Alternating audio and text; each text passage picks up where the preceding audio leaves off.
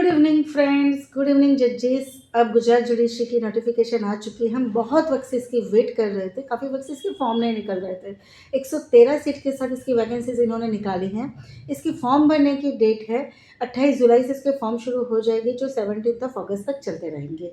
इसकी प्री की डेट है 14 सितंबर।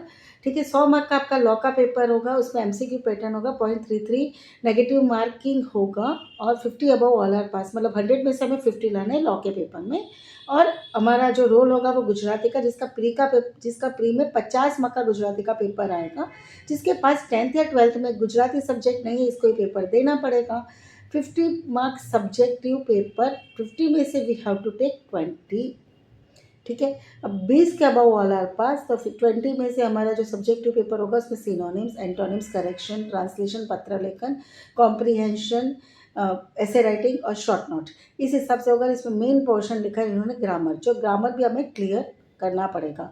हमारे गुजराती के क्लासेस चालू हैं और जैसे आपको पता है कि मोर देन 65 स्टूडेंट्स हमारे जज बन चुके हैं। तो हमारे ऑनलाइन ऑफलाइन दोनों मोड में चालू हैं।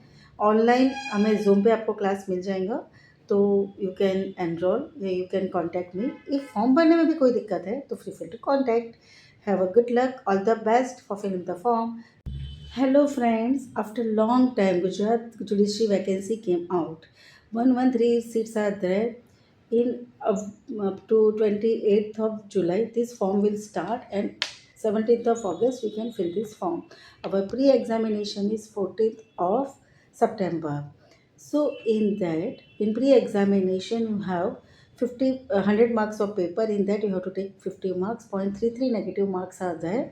50 above all are marks in pre-examination. If anyone has no Gujarati subject in 10th or 12th, they have to give Gujarati paper in pre-examination subjective paper.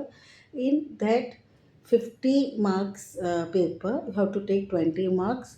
That one is subjective paper. In that synonyms, antonyms, muhavre, correction, translation, legal translation, and letter writing and comprehension are there. So this one is tentative date of 14th of September. If anybody wants to fill the form, I will teach English to Gujarati also. If any other language they want to learn Gujarati, I can teach in any medium.